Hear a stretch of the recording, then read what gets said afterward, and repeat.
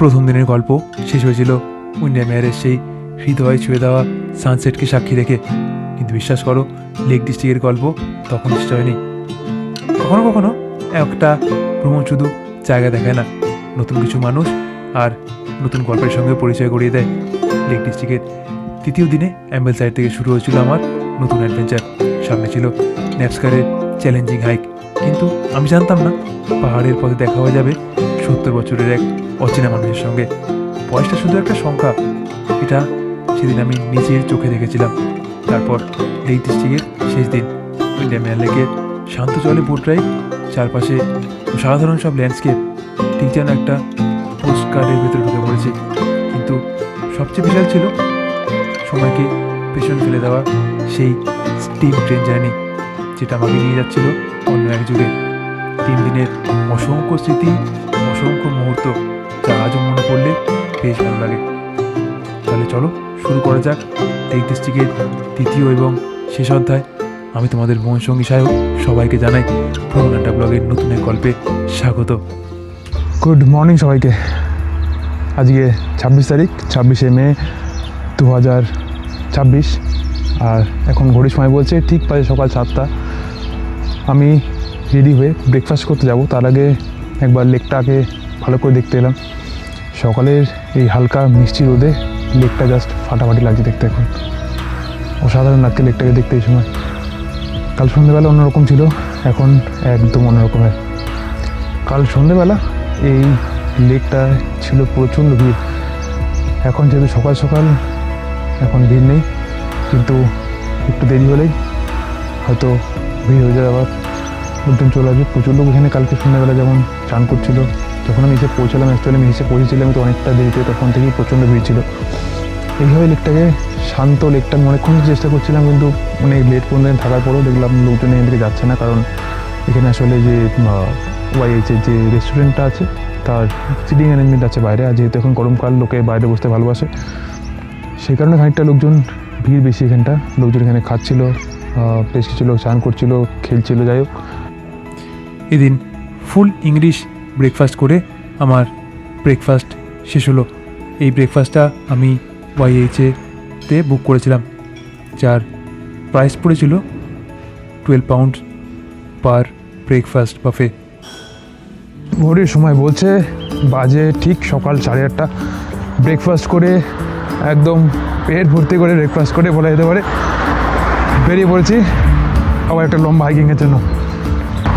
সকাল সকাল এখন টেম্পারেচার দেখাচ্ছে 20 ডিগ্রি সেলসিয়াস, মানে এখন না গরম না ঠান্ডা, বেশ ভালো একটা ওয়েদার। এই মুহূর্তে আমি ক্রস করছি টাউন সেন্টার। তো সব দোকানপাট বন্ধ এখন, মনে হয় যখন আমি ফিরবো তখন হয়তো খোলা থাকবে, তখন দেখা যাক কেমন এখানকার দোকানপাট। রাস্তার পাশ দিয়ে এই জায়গাটা একটা জলের ধারা বয়ে যাচ্ছে, বেশ সুন্দর। এখান থেকে লাগে দেখতে, এখান থেকে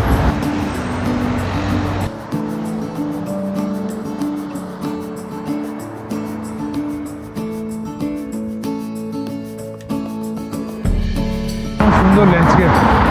এই ল্যান্ডস্কেপের তুলনা হয় না। আমি যত আগের দিকে হাঁটছি, তত প্রকৃতি যেন আরও সুন্দরভাবে ফুল ভেবে উঠছে। অসাধারণ লাগছে এখান থেকে দেখতে, অসাধারণ, ফাটাফাটি।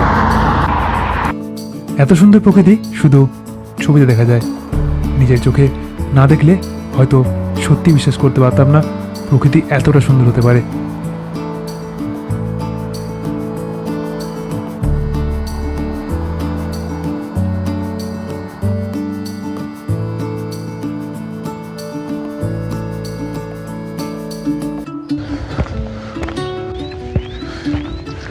শর্টকাট চুজ করেছি, ওই সিঁড়ি দিয়ে উঠলে অনেক ঘুরতে হচ্ছে।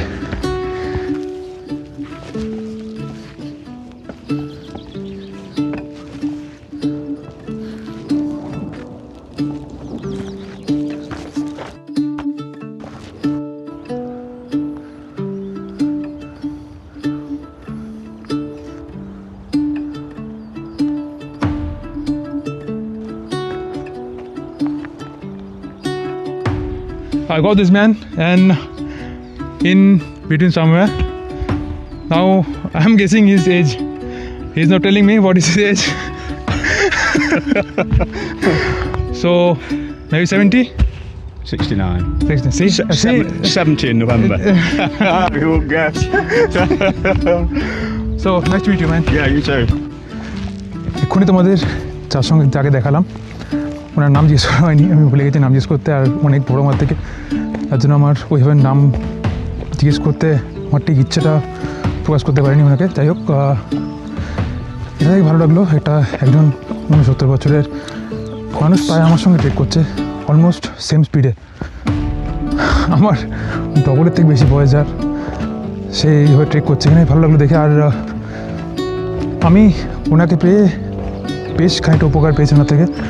আমি মধ্যখানে আসার সময় রাস্তা ভুল করেছিলাম রাইডাল লেকের কাছে, সেখানে উনি আমাকে দেখেন যে আমি ম্যাপের রাস্তা খুঁজছি, তখন আমাকে উনি বলেন যে আমার সঙ্গে চলো, আমি তোমার রাস্তা দেখাচ্ছি। তো উনি দেখিয়েছিলেন বলে খানিকটা তাড়াতাড়ি হয়েছিল, নাহলে কিন্তু হয়তো আরও সময় লাগতো আমার। এই লেক ডিস্ট্রিক্টে প্রায় 215টা মতো হাইকিং আছে, যার মধ্যে 8টা আমরা আজকে করছি। 8টা মানে 8টা পিক, যে টপগুলো সেগুলো কভার করছি। ভিউ অসাধারণ।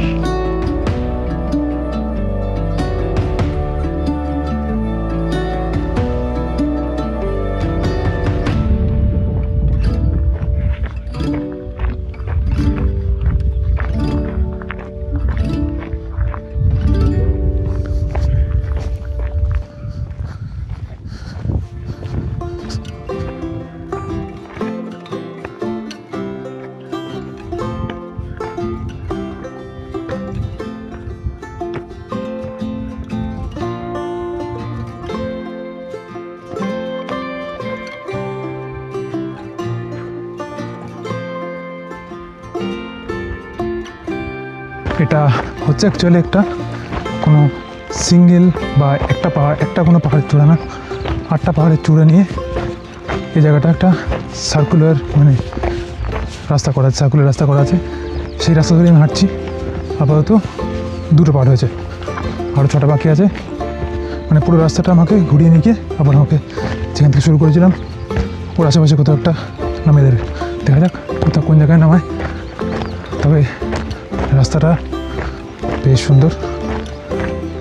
উপরটা উঠতে যতটা কষ্ট হয়েছিল, উপরটা রাস্তাটা মোটামুটি খুব একটা উঁচু নিচু কিছু না, খুব একটা ভাঙাচোরা না, ঠিকঠাক রাস্তা আর কি, হাঁটার মতো খুব একটা অসুবিধা হচ্ছে না উপরে ওঠার পর। চলো দেখা যায় আগের দিকে। তবে এখানে প্রচুর ভেলা আছে। ওই দেখো দূরের পাহাড়ে বেশ সুন্দর একটা রোদ মেঘের খেলা চলছে।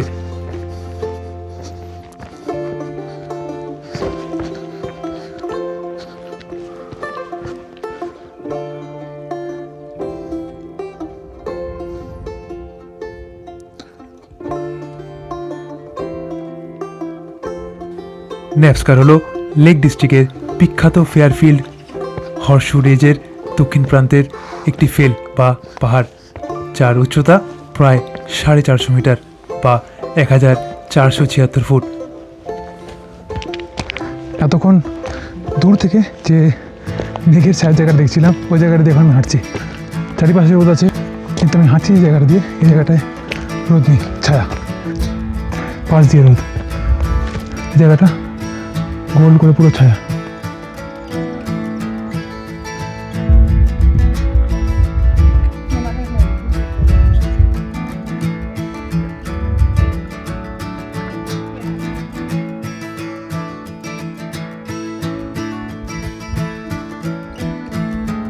এটাই হচ্ছে ফাইনাল, এরপরে নিচে যাওয়া পারা। এতক্ষণ পর্যন্ত তো বেশ ভালোই চলছিল, এইবারই শুরু হলো আসল ট্রেকিং। সত্যি আমি জানতাম না নামার সময় পথ এতটা দুর্গম আর এতটা কঠিন হয়ে যাবে। যাওয়ার সময় ঠিক ওই পাশটা দিয়ে গেছিলাম, আসার সময় এই টাউন সার্কেল হয়ে এই পাশটা দিয়ে আসছি। ওই দিকে যে পাহাড়টা, ওই পাহাড়টাই যাওয়ার সময় উপরে তুলেছিলাম। এবার এই পাশে পাহাড় দিয়ে নিচে নামার জন্য রাস্তা ধরেছি। এদিকে রাস্তাটা বেশ খারাপ, আর বেশ খারাপও। যাওয়ার সময় এদিকে রাস্তাটা এত খারাপ ছিল না, আরও একটা হাইটটা। এবার সোজা রাস্তা ধরে যাওয়া।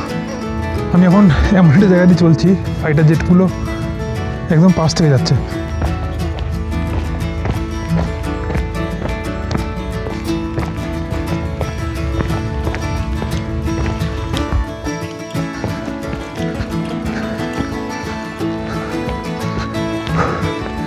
প্রায় আধা ঘন্টা 40 মিনিট চড়াই উতরাই খারাপ রাস্তার পর একটু ভালো রাস্তা পাওয়া গেছে।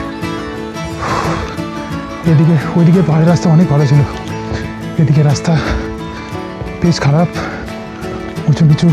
একসময় এই পাহাড়গুলোতে ভেড়া চড়ানো হতো, এতে আমরা দেখলাম এখনও বেশ কিছু ভেড়া চড়ে বেড়াচ্ছে। আর স্থানীয় রাখালরা এই পথ ব্যবহার করে উপত্যকা আর পাহাড়ের মধ্যে যাতায়াত করতেন। আজ যে হাইকিং ট্রায়াল দিয়ে আমরা উপরে উঠেছি, সেই পথের কিছু অংশ শত শত বছর ধরে ব্যবহৃত হয়ে আসছে। ন্যাচকারের সবচেয়ে বড় আকর্ষণ হলো এর ভিউ পয়েন্ট। চূড়ায় পৌঁছলে সামনে দেখা যায় উইন্ডারম্যান লেক, অ্যাম্বেলসাইড লেক আর লেক ডিস্ট্রিক্টের অসাধারণ সব ল্যান্ডস্কেপ। লেক ডিস্ট্রিক্টের পাহাড়ের সুন্দর নয়, এইগুলো ইংল্যান্ডের সাহিত্য আর সংস্কৃতির অংশ। বেশ কিছু কবি তাই ওই অঞ্চলের ল্যান্ডস্কেপে অনুপ্রাণিত হয়ে বহু কবিতা লিখেছেন। তাই ন্যাচকারে দাঁড়িয়ে শুধু একটা ভিউ দেখা নয়, অনুভব করা যায় শতাব্দীর ইতিহাস আর প্রকৃতির মানুষের এক অসাধারণ সম্পর্ক। রাস্তা যথারীতি বেশ খারাপ, নামার সময় কিন্তু রাস্তা বেশ খারাপ এদিক ওদিক, কিন্তু এখানে বেশ সুন্দর হাওয়া দিচ্ছে। আমি দাঁড়িয়ে আছি এখন, আমি এতক্ষণ একটু এত রোদ ছিল, রোদের থেকে একটু হাওয়া দিচ্ছে, বেশ ভালো লাগে, ঠান্ডা ঠান্ডা হাওয়া। রাস্তার অবস্থা যথারীতি বেশ খারাপ।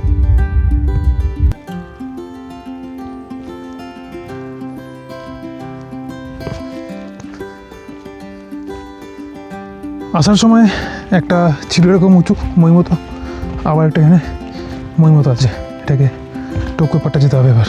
তা বেশ কনফিউজিং, এদিকে একটা রাস্তা আছে, আবার ঠিক এদিকে আরেকটা রাস্তা আছে।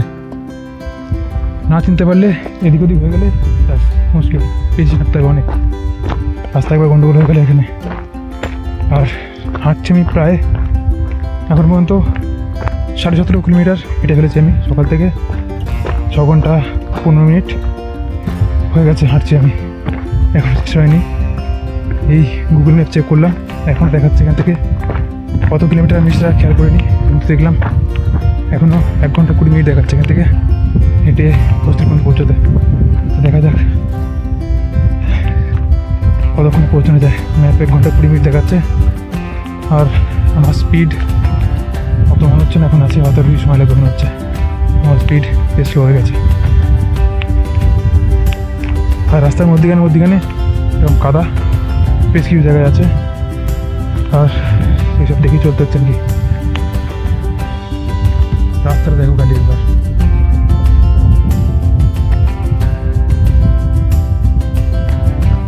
অ্যাকচুয়ালি কোনো রাস্তায় নেই, একটা লম্বা মতো কী করা আছে, সিঁড়িও নেই ঠিক মতো, সমস্যা।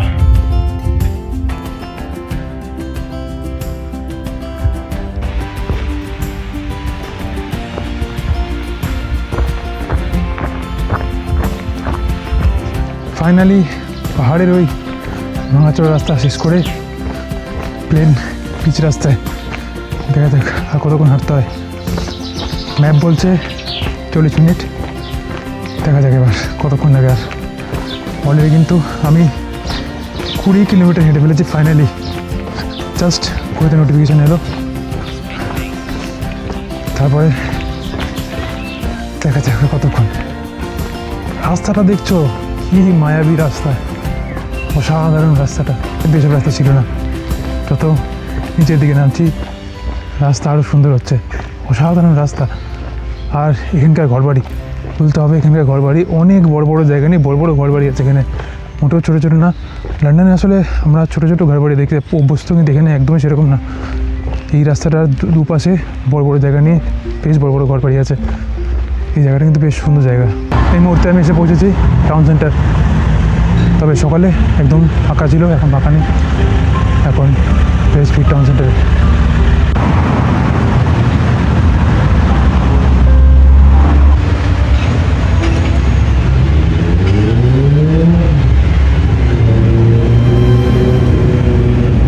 রয়্যাল ওক যে পাবটা, এটা বেশ একটা নাম করা ব্রিটিশ পাব, অনেক পুরনো। আমি সকালে ওয়াইএইচ হোস্টেলের রিসেপশনে কথা বলছিলাম, তোমাকে রেকমেন্ড করেছিল যে যদি তোমার পাব বা পাব কালচার বা পাবে যেতে হয় পাবটা যেতে পারো। যাই হোক, আমি পাব অ্যাভয়েড করে চলি, তো সে কারণেই তার কোনো প্রশ্ন নেই, নাহলে যারা পছন্দ করো তারা কি দেখতে পারো। প্রায় পৌঁছে গেলাম হোস্টেলের সামনে, রোডটা ক্রস করলেই হোস্টেল। আর সব মিলিয়ে সময় লেগেছে 7 ঘন্টা 26 মিনিট, আর একটা 22.5 কিলোমিটারের ট্রেক প্রায়। এই হচ্ছে সেই ফিশ অ্যান্ড চিপসের দোকান, Ambleside fish and chips. Exactly Ambleside pier এর অপোজিটে এই দোকানটা। বেশ ভালো ফিশ অ্যান্ড চিপস ছিল। আমি কিন্তু 2 দিনই এখানে ফিশ অ্যান্ড চিপস খেয়েছিলাম। পাখির চোখে জলের রঙটা দেখেছো, কি অপূর্ব, কি অসাধারণ। আর ঠিক এর কিছুক্ষণ পরেই এলো দিনের সবচেয়ে সুন্দর মুহূর্ত, সূর্যাস্তের মুহূর্ত। এই মুহূর্তে এসে দিনের যত ক্লান্তি সব শান্তিতে পরিণত হয়, সব জায়গাও ধীরে ধীরে শান্ত হয়ে যায়। এখানেই শেষ হলো আমার 2য় দিন, এরপরে 3য় দিনের অপেক্ষা। এক ফুরফুরে আর সুন্দর দিনের শুরু হলো। Good morning.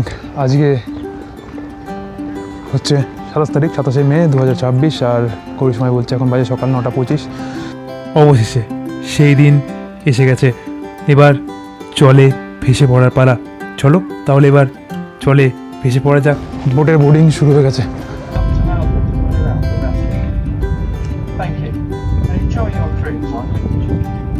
এবার আসি আসল কথায়, খরচের কথায়।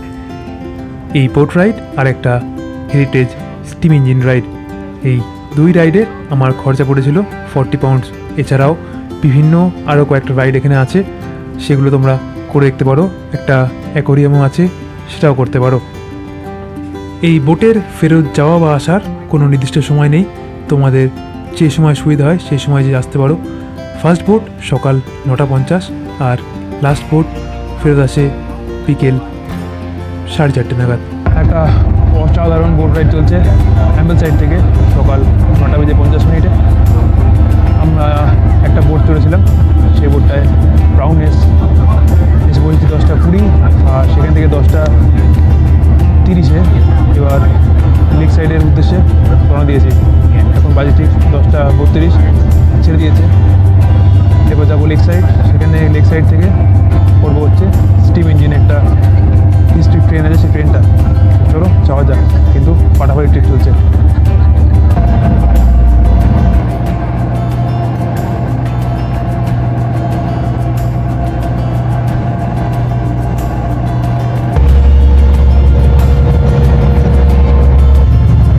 এই মুহূর্তে আমি চলে এসেছি কূপের ভেতরে, যেখান থেকে ভিউটা কিন্তু এত খারাপ না। কূপটা খালি, যেহেতু পুকুরটা বেশি লোক আছে উপরে, বাইরে সুন্দর রোদ আছে, সেই কারণে কূপটা বেশ সুন্দর, আর ভেতর থেকে ভিউজও বেশ সুন্দর। এখানে বার, রিফ্রেশমেন্ট সব কিছু ব্যবস্থা আছে। আমার পেছনে এখানটা একটা জায়গায়, এই জায়গাটায়, এই জাস্ট এই জায়গাটায় একটা ছোটো দোকান টাইপের আছে, যেখানে বিভিন্ন কিরিং, সফট ড্রিঙ্কস, হার্ড ড্রিঙ্কস সবই বিক্রি হচ্ছে আর কি। আর এখানে বোধহয় বার আছে নিচের দিকে।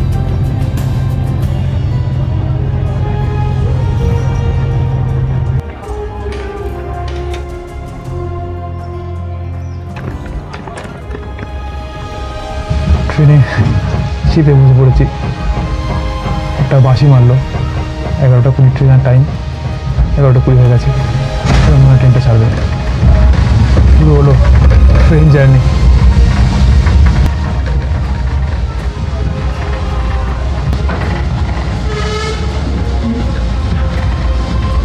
প্রায় 150 বছর আগে যখন গাড়ি ছিল না, মোটরওয়ে ছিল না, তখনই রেলপথ ছিল লেক ডিস্ট্রিক্টের মানুষের জীবনরেখা।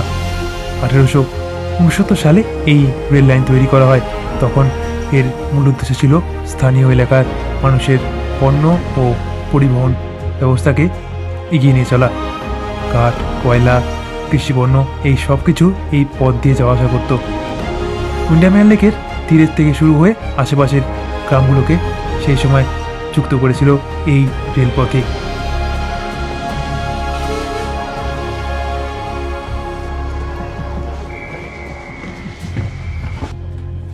তবে একটা কথা জানিয়ে রাখি, এই যে ট্রেন রাইড, বোট রাইড, এই সবার টিকিট আগে থেকে অ্যাডভান্স বুক করা যায় না। দিনের টিকিট দিনে বিক্রি হয়, তাই আমি এই দিন সকাল সকাল গিয়ে এই টিকিটটা কেটে নিয়েছিলাম।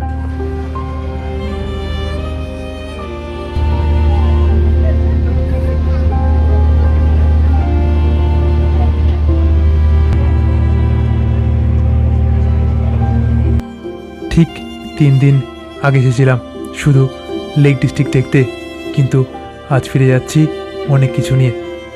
পাহাড় আমাকে শিখিয়েছে সবচেয়ে সুন্দর দৃশ্যের জন্য একটু কষ্ট করতে হয়, আর একজন 70 বছরের অচেনা মানুষ শিখিয়েছেন স্বপ্ন আর অ্যাডভেঞ্চারের কোনো বয়স হয় না। উইন্ডারমেয়ারের শান্ত জল শিখিয়েছে জীবনের সবচেয়ে মূল্যবান মুহূর্তগুলো অনেক সময় নীরবতার মধ্যে লুকিয়ে থাকে। আর সেই পুরনো স্টিম ইঞ্জিন যেটা আমাকে মনে করিয়ে দিয়েছে কিছু গল্প কখনো পুরনো হয় না। আর আজ যখন এই যাত্রার শেষ প্রান্তে দাঁড়িয়ে আছি, তখন মনে হচ্ছে আমি শুধু একটা জায়গা ঘুরে দেখিনি, আমি অনুভব করেছি প্রকৃতির সৌন্দর্য, মানুষের গল্প আর সময়ের স্পর্শ। হয়তো একদিন আমি আবারও ফিরব, কিন্তু এই পাহাড়, লেক, এই ট্রেন আর এই স্মৃতিগুলো আমার সঙ্গে সারা জীবন থেকে যাবে। আমি কিন্তু আগামী দিনে আরও এই ধরনের ছোট বড় গল্প নিয়ে ফেরত আসবো। তাই ভিডিও ভালো লাগলে একটা লাইক করে দিও, আর যদি খুব ভালো লাগে একটা সাবস্ক্রাইব করে দিও। ততক্ষণ পর্যন্ত টাটা, ভালো থেকো, ভালো রেখো, সুস্থ থেকো, সুস্থ রেখো।